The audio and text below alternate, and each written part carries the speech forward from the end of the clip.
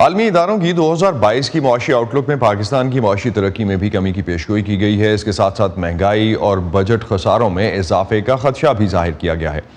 ماہر معاشیات ڈاکٹر ثاقب رضاوی اس وقت ہمارے ساتھ موجود ہیں، ان سے پاکستان کی معاشی آؤٹ لک پر مزید بات کرتے ہیں۔ ڈاکٹر ثاقب، ورلڈ بینک نے کہا ہے کہ سیاسی افراتفری نے بھی پاکستان کی معاشی مشکلات میں اضافہ کیا ہے۔ IMF کی طرف سے بھی جاری کی گئی آؤٹ لک جو ہے وہ کوئی بہت اچھی تصویر دکھاتی نظر نہیں آتی۔ پاکستان کی معاشی مشکلات میں دنیا میں ہونے والی ڈیولپمنٹس کا کتنا ہاتھ ہے اور پاکستان کا اپنا کتنا رول ہے اس پوری معاشی خرابی میں؟ اسد، آپ نے بڑی اچھی بیک گراؤنڈ بتائی۔ ایک تو جو گلوبل اکانومی ہے وہ اس وقت سیریس چیلنجز کا شکار ہے اور وہ پاکستان پہ بھی اثر انداز ہو رہے ہیں، لیکن پاکستان کے اپنے پیکولر سرکمسٹانسز بھی ہیں جن کی وجہ سے معیشت کو شدید پریشر ہے۔ اس میں IMF کا پروگرام تھا جو پوری طرح امپلیمنٹ نہیں ہو رہا تھا، وہ پاز ہو گیا تھا۔ اس کے بعد پولیٹیکل انسرٹینٹی ہوئی جس سے انفلیشن اور ایکسچینج ریٹ پہ اثر پڑا۔ اب یہ اور ایک چیز یہ ہے کہ پریویس حکومت جاتے ہوئے کچھ ایسے معاشی فیصلے کر گئی جو معیشت کے لیے اچھے نہیں تھے۔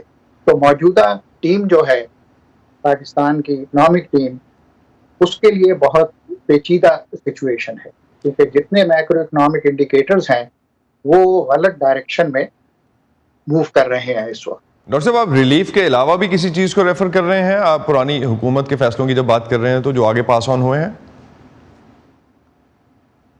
یہ جو لائن تھی یہ سے کیونکہ IMF کا پروگرام جو امپلیمنٹ نہیں ہو رہا کی وجہ سے انویسٹمنٹس ملنی اور ریزروز پہ پریشر بڑھتا تھا۔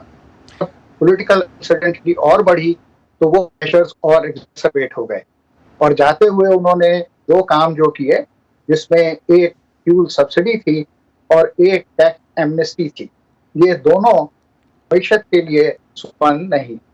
ڈاکٹر صاحب، ایک چیز، فیول سبسڈی یہ گورنمنٹ بھی شاید دینا چاہے گی اور ابھی تک تو اپیرنٹلی اناؤنس کیا گیا ہے گورنمنٹ کی طرف سے، لیکن اوورآل اگر ہم عالمی اداروں کی طرف سے مزید مہنگائی کے خدشے کی جو بات کر رہے ہیں، پاکستان ریجن میں پہلے ہی سب سے زیادہ مہنگائی والے ملکوں میں آتا ہے۔ پورے اگر ہم اکراس دا گلوب بھی دیکھیں تو پاکستان کا شمار پہلے 5-7 ملکوں میں ہوتا ہے جہاں مہنگائی سب سے زیادہ ہے۔ تو نچلے طبقے کو ریلیف دینے کے لیے پاکستان کی حکومت کسی مد میں اخراجات کم کر سکتی ہے یا نئے قرضے ہی حل ہوں گے اس کا؟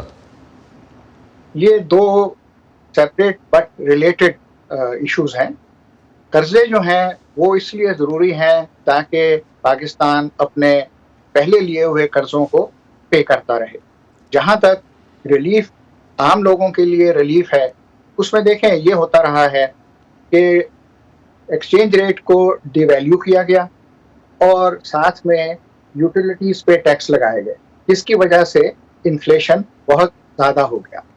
تو یہ جو ہے اب اس حکومت کے لیے یہ کرنا پڑے گا کہ یہ ٹارگیٹڈ سبسڈیز دیں۔ جنرل سبسڈیز کبھی بھی ٹھیک نہیں ہوتی، اور وہ ٹیکسز اور انکم ٹیکسز جو امیر لوگوں پہ لگائے جاتے ہیں وہ ان کی شرح بڑھائی جائے۔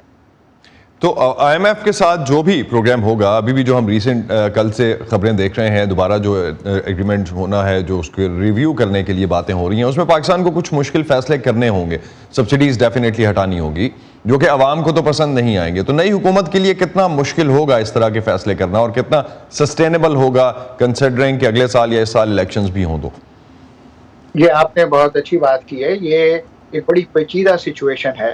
سبسڈیز کو ماڈیفائی کیا جا سکتا ہے، جنرل سبسڈیز کو ٹارگیٹڈ سبسڈیز میں کنورٹ کیا جا سکتا ہے، اور وہاں تک ہے یہ